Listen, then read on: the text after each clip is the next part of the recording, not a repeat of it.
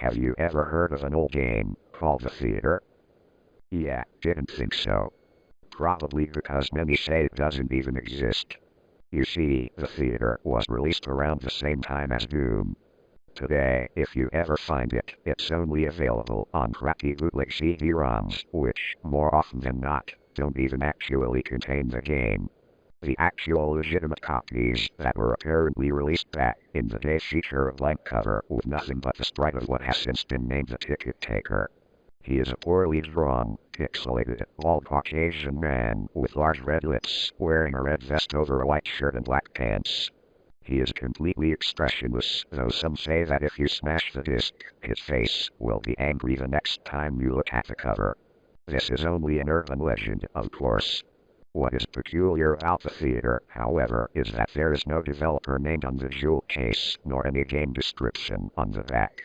It's just the Ticket Taker on a white background on both sides. The game was initially known for its inability to install correctly. The installation process would immediately lock up the computer when the user reached the licensing agreement. Also strange about the licensing agreement was that whenever the name of the development studio was supposed to show up, the text would simply be a blank line. Anyways, most people who have claimed to own one of the original CDs say that they figured out how to install the game by rebooting their computer on the licensing agreement page with a disc still inside. Following that, they are prompted to press I agree on startup before continuing with the installation.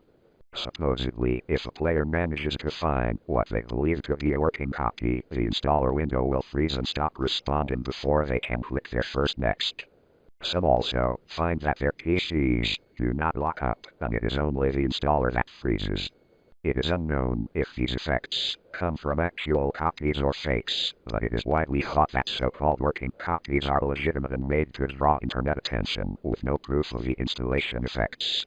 Upon proper installation, the game will start up without any introduction other than a main menu that is merely the sprite of a movie theater's exterior on an empty city street.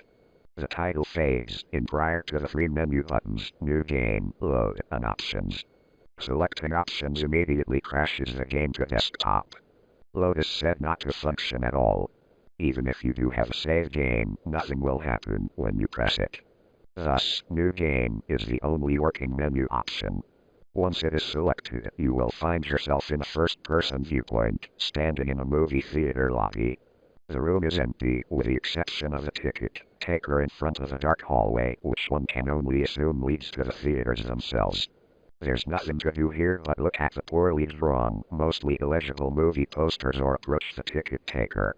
Upon doing so, a very low-quality sound clip will play, saying, "Thank you, please enjoy the movie," along with a speech box that reads the same thing.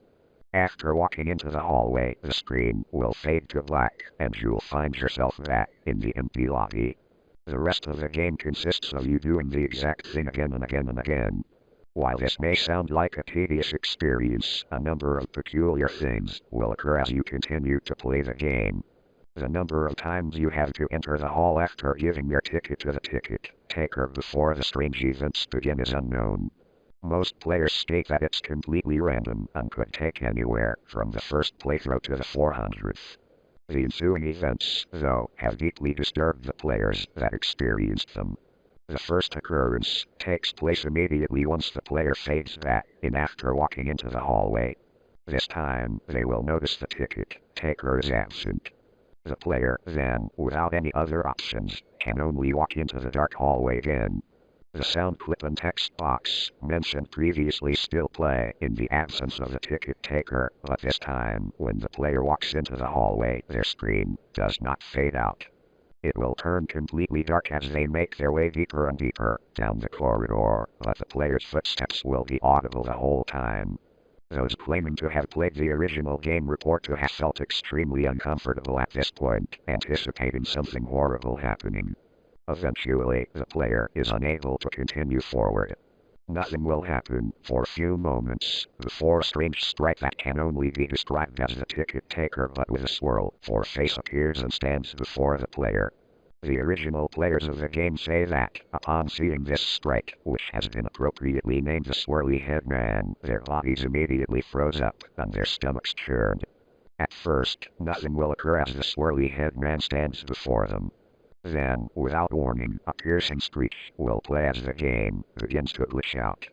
This lasts for a few minutes, the screeching never ceasing. In time, the player is abruptly returned to the lobby with all the sounds and graphics restored to how they should be. The game continues normally for the next couple of hallway cycles, though a couple of the original players claim that the swirly head man would briefly appear and disappear in the corner of their screens, accompanied by a brief yelp sound effect. At some point after meeting the swirly head man, the player will see the ticket taker pacing back and forth. Though there is no walking animation, the sprite's limbs are completely static, so he will just hop up and down slightly as a substitute, with his eyes wide and mouth open to simulate a worried facial expression.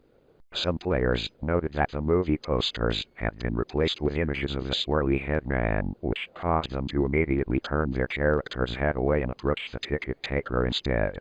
After doing so, another different, low-quality sound clip will play, but the speech box will contain nothing but corrupted characters that cause whatever text would have been in the box to become completely illegible. Due to the extremely low quality of the sound, it is debated by players what exactly the ticket taker says at this point, though it is widely agreed upon that he warns to never reach the other levels.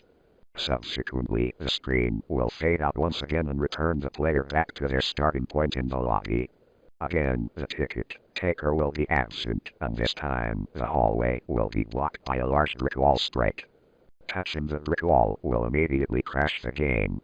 No one knows what these other levels contain or how to access them, nor is it known why the swirly head man causes such acute fear in those who have witnessed him. Sadly, we may never know, as all the original copies of the theater have either been lost or destroyed. But the creepiest part of all is the fact that every one of the original players of the game claim to occasionally see a brief glimpse of the swirly head man out of the corner of their eyes.